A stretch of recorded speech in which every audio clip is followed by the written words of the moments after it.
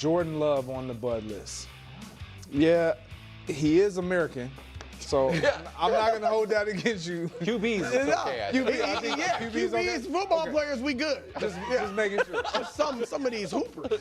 Okay. Well, Jordan Love, need a lot of you, man. Look, you got your first-round receiver. You got a plethora of guys on that side of the ball that you can throw the ball to. You got one of the best running backs in all of football. You got a really good running game. Is it going to equate to wins when it matters? Last year, and I know we love to look at your overall record, and you guys were 11-6. 5 of those losses came in your own division. You were 1-5 in the division. We talk about you making the postseason. You finished 3rd in your division. Everyone believes that the Minnesota Vikings will be the team to slip. Well, Jordan, you mentioned this. You said, you know what, I feel like I could have been a little bit better if I wasn't suffering with the injury, with getting out the pocket, using my legs. Well, 2 years ago, you rushed 50 times, 4 touchdowns, over to almost 250 yards. It was impactful. It helped the team. It kept defenses on their toes. Last year, not even half of that. And so you have to be better with your decision-making as far as throwing to your receivers, and especially when you get in the red zone. You got to be better on 3rd down. I'm putting a lot of pressure on you, Jordan, because I do believe in you. I do believe that you have what it takes to get this team over the hump and be better in your division. And then when you look at the schedule, I mean, we know what your division is going to be. You got the NFC East, which we talk about that ad nauseum, obviously, with the Commanders on the upslide, and with the reigning champions, the Philadelphia Eagles, the Cowboys, who knows, they'll be better, the New York Jets, and then you got the AFC North. Ooh. I mean, there's no dodging any of this. You got to be at your best. You can't give away the ball to opponents and allow them other opportunities and added possessions. Jordan Love, you got to have a year. The turnovers have to go down. The passing yards, passing touchdowns, rushing yards, rushing touchdowns, all that has to go up. I don't want to hear nothing about the defense. I don't care. Well, Jordan Love, this is about you. You can get it done. I believe in you. Y'all know I rock with J-Lo, but that is a tough schedule. It is. It's going to be a rough no, that year. whole division's got a brutal schedule. Yeah. Okay, let's talk about this then, because I definitely hear everything that's being said, and to me, what it comes down to is really the relationship between Jordan Love and Matt LaFleur. I think they both need to be better, to be fair, and I'm big fans of both of them. Big fans of Jordan Love and Matt LaFleur. I think Matt LaFleur is an awesome offensive head coach, and I thought that Jordan Love was going to be an MVP candidate. This time last year, I was like, I think, Jordan Love will be in the MVP conversation. And obviously that got derailed a little bit with injuries and whatnot. And I've defended him throughout all of last season. But if we take away any type of excuses, is a kind of gets a bad rep for a word, but any of the reasons why the season didn't go according to plan. We could talk about drop passes. We could talk about injuries. We could talk about the receiving core. All of that stuff is fine, and things that I've already unpacked many, many times, and so I, don't want to keep doing that. But at the end of the day, it is fair to say that Jordan Love needs to be better, and I feel as though that Matt LaFleur needs to be better, and I think that there needs to be. I'm looking for more comfort, honestly, out of both of those guys. I want to see on the field, even if they lose, I just want to feel that things are going as planned, because it just felt like last season, like even in the games that they won, it just, from my viewpoint, it just never felt right. I just never loved what I saw, even when they won, except for, and I always reference this game because it was the one game where I was like, all right, this was such high quality football. It was one of my favorite games of the season, the Packers versus the Dolphins Thanksgiving, and it was just such a breath of fresh air to watch high quality football all around, especially off the back end of just weird football that day. And I was just it was just awesome to watch. It was like yes, and especially from the Packers perspective, a team that I thought was going to be great last season. I was like, this is the game that I've been waiting to see from the Packers. This is it. And then it was just like they could never really recapture that. And again, I get it. Some injuries and some other circumstances unfolded, but still, they still just couldn't get it quite connected. And I think Jordan Love is to partly blame for that. And so is Matt LaFleur. Matt LaFleur, I forget against what team. I think it might have been against the Detroit Lions. He got in a fight with a random fan when they were all on the field, like before the game even started. And it was like, I remember calling him out for that because I'm just like, I don't care what that fan said. I don't care what he said. I don't care if he said something about your mom, your dad, your daughter, your brother, your sister. Like, it doesn't matter. He's a random fan. You're a man coaching the Green Bay Packers. Like, that's I don't like, and to me that's a sign of someone who doesn't have everything all together in that moment. It's like it should just be like absolute noise. When a random fan says something to you on the field, because I think he was there to like, I don't know, whatever the heck the fan was there for. Like if your automatic reaction isn't just like a smile, again, no matter what he says, it's just kind of like, all right, dude, like I don't even know who you are, right? Like I don't even know who you are. Like it's just so meaningless. And to see him have any type of emotional response, I'm kind of like, well, this is not good. And you could see the team, again, didn't play as connected as I would have thought they would have and wanted them, and what I expected them to be. So, to me, I'm looking at this team as a whole and not just Jordan Love, honestly. I don't just put it all on Jordan Love, although obviously he's the quarterback. He's the one that got paid. So obviously so much of the attention is going to be on him, and understandably so, because in 2023, he was set up at the end of that season, leading into 2024, he was set up to be like literally the next big thing to light the league. He was supposed to be like have Jaden Daniels' year essentially, and he didn't. So it's just kind of like, all right. And I feel as though now, if you ask who's better, is Jordan Love, who would you rather have, Jordan Love or Jaden Daniels? I feel like a lot of people would say, I feel like more people would say Jaden Daniels than Jordan Love. So this season is all about reclaiming of like, no. The end of, the last 10 games or whatever it was in 2023 was not a fluke. That is who I am. That is what we can achieve. 2024 was a bit of a fluke. I was never fully healthy. Yeah, I was playing, but I never felt quite right. This team kind of had its issues. We worked through them. It culminated in us obviously losing in the playoffs. We lost to the Super Bowl champions. It wasn't smooth, but you know what? 2025 is going to be different. And it's a tough week one matchup. Like it is. Week one, Detroit Lions, division, let's party. And then you got Jaden Daniels, Washington Commanders. It's like those first two games are tough. And I think the Packers could be an unbelievably amazing team. I think they could be a top team in the NFL, and they could still start the season 0-2. Like I don't live and die by wins and losses in terms of how good you are, right? Like I am not like you are what your record shows you are. Like that's not how I operate. I always think that's kind of absurd. Because if that's the case, then we should not watch any games, and you just look at the box score and see who wins, who has the most points. Well, then they're the best team. So that is a tough start, no question about it. Week 1 and week 2 is tough. Then you got the Browns, and then you got the Cowboys, and then you got the Bengals. And again, I think the Bengals could be a significantly better team than they were. So if I go and give them the easy losses and the easy wins, and again, as I've said many times when I do this type of schedule analysis, it's just like the harder games, I just automatically give them losses, and the easier games automatically give them wins. Not predictions, just try to find like a general baseline. And it's like they could easily start off, what is that, 1, 2, 3, 2-3 or something. Right. And again, I can't emphasize this enough because some people still don't seem to get it. That's not a prediction. It's not a prediction.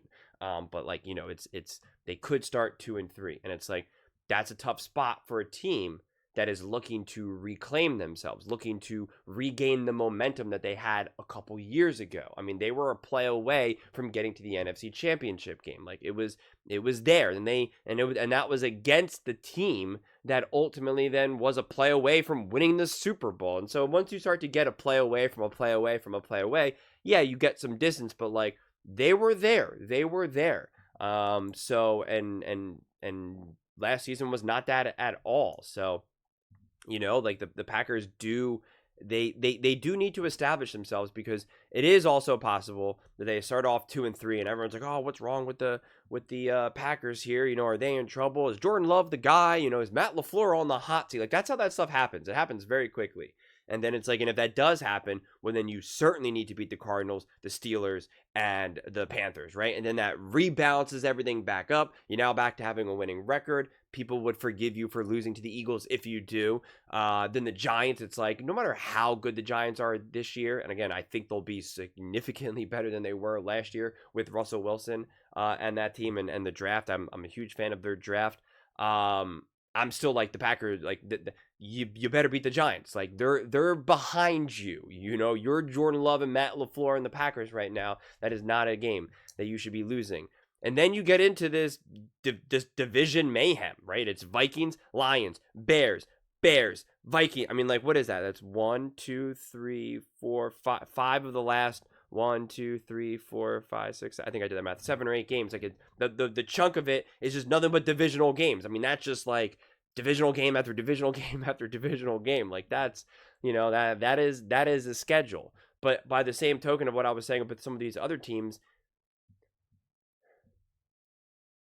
JJ McCarthy should not be in a position to leapfrog Jordan Love. If you're the Green Bay Packers and you're looking at it through that lens, you should not have a first-year starter, essentially a true rookie at this point, honestly. Because I even feel like calling him a first-year starter is misleading because that makes it feel like, oh, he just sat out for the year. Like, no, he was injured and he could not actually develop and play. Like, he's closer to a rookie than Mahomes was when he started in 2018, when he sat for 2017.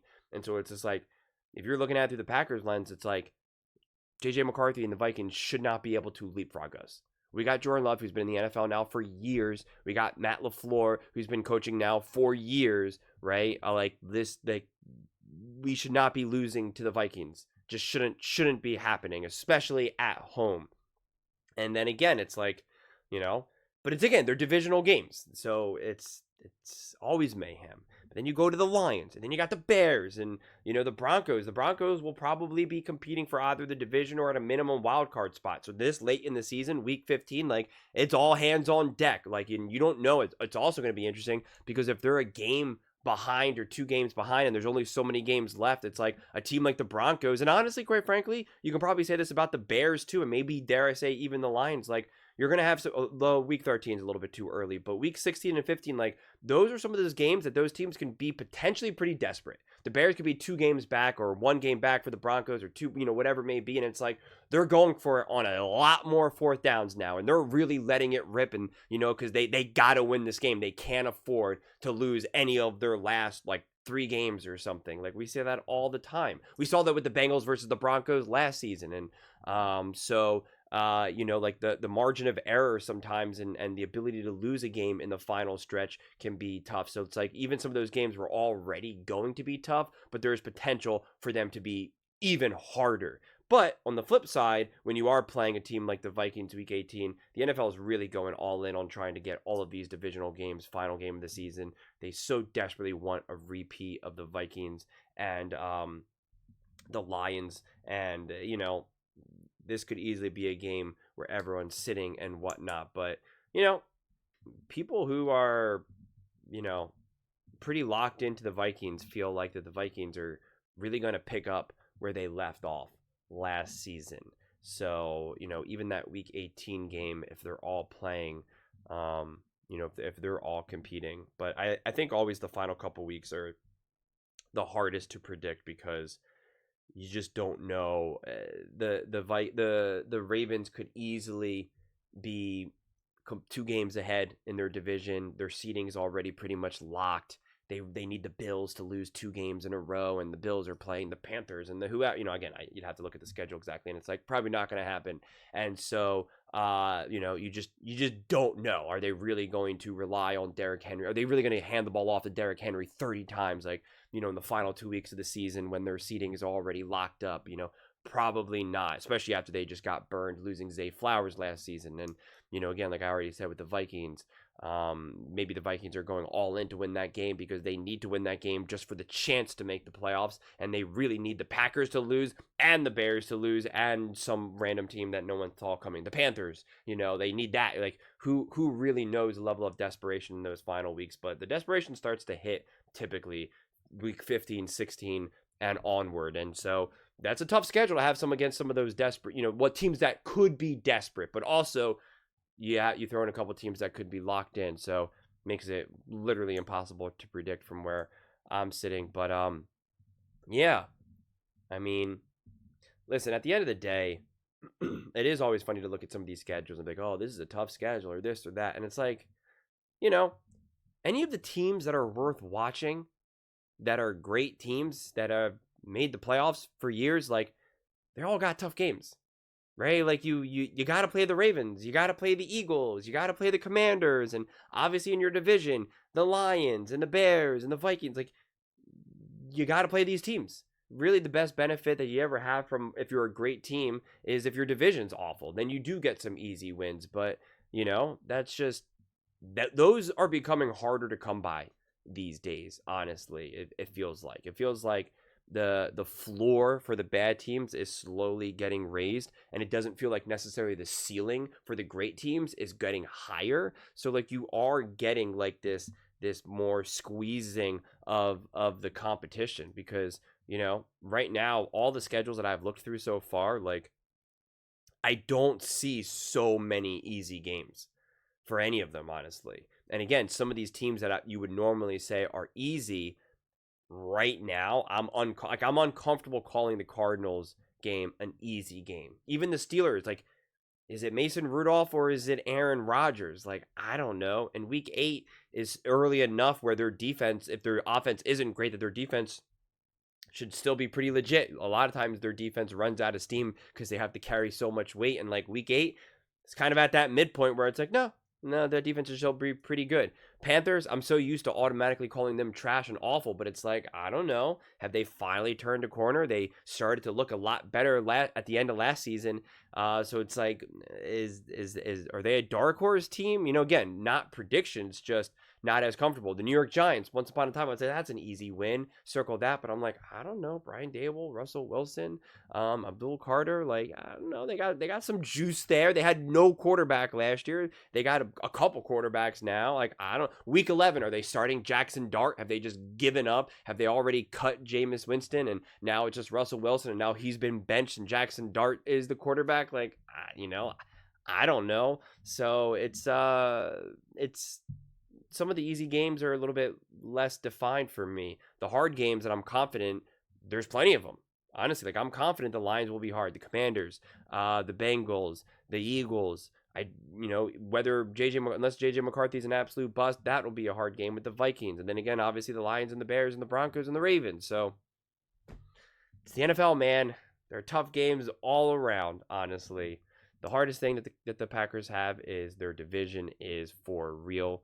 I think it's officially the gauntlet. I called it the gauntlet going into last season, and I think that still remains to be true. But, Jordan Love is either a top quarterback in the NFL, and Matt LaFleur is either a top coach in the NFL, or they're not. That's honestly probably what it ultimately all gets boiled down to. Jordan Love is either a top quarterback or not. Matt LaFleur is either a top coach or not. If they're both top, then they should be coming away with wins, these tough wins. And they should at least be able to split. If your teams are great, if your division's great, you should still at least be able to go 500, if not more. You should be able to take advantage of a young quarterback with JJ McCarthy. That should be enough. Even though they have a great roster and also a great coach, like, well, you get a little extra inch to you. You get, the deck is stacked a little bit in your favor when you come away with the win. All you do is need a little bit of an advantage, and you come away with the win. That's what the great teams do. That's what the great quarterbacks and the great coaches are able to do. Any little advantage that they have, that's all we need. That's all we need. Oh, your starting safety's down? Great. That's all we need. We'll be able to attack that. Boom, we win. Right? Oh, your running back's a little bit hobbled? Great. We win. Oh, you have a second-year quarterback? All right, fine. He still doesn't understand how to win. We got it. Like, that's what it takes. And so I think that's what you find out this season, especially with the Packers. It's like, how truly great are Matt LaFleur and Jordan Love. I'm high on them, so I'm not coming here from a place of doubt. But I do think we get some strong clarity here. Because I think to myself, this will be my last point that I'll make. Sometimes I like to ask myself, I look at a schedule like this, and I think to myself, if they survive it, if they play pretty well, win 11, 12 games or whatever, make the playoffs, they look good doing it, what would be my conclusion? How would I feel? And if they lose, if they come up short, if they only win like 8 or 9 games and they don't make the playoffs or whatever, it's like, how would I feel? And obviously outside of me truly understanding how the season unfolded and if there was injuries, but put the injuries aside, they just lost tough games and they won a couple some tough games, whatever. It's like, if they make the playoffs, they win 11, 12 games. I'm like, Jordan Love and Matt LaFleur are great. Build a better roster, grow, evolve, let their relationship grow, evolve. They got to, stack the deck in their favor so they can really truly go on a run. They come up short, 8 or 9 wins or whatever. I start to question more Matt LaFleur and Jordan Love rather than just say, oh, well, their team just wasn't good enough. They need to improve here, improve there. I kind of look at it more of the lens of like, I think Jordan Love's a great quarterback, but maybe he's a good quarterback. I think Matt LaFleur's a great coach, but maybe he's just a pretty good coach, right? Like I that starts to kind of change my perception of it. Especially if you see other teams like the Chicago Bears or the Vikings leapfrog the Packers. Then I would start to be like, okay, well, look what they're able to do. Why are you unable to do that? But again, it's hard to tell until we actually see how this all unfolds. But that's what all schedule release is all about. Everybody just making stuff up in May and pretending like we have any idea what week 12 is going to look like. I mean, it's just, we're literally, what would it be, like 6 months away or so? Like it's a half a year away. So, but it's all fun. But those are just my thoughts. I'd absolutely love to hear yours. What do you guys all think about the Packers 2025 schedule?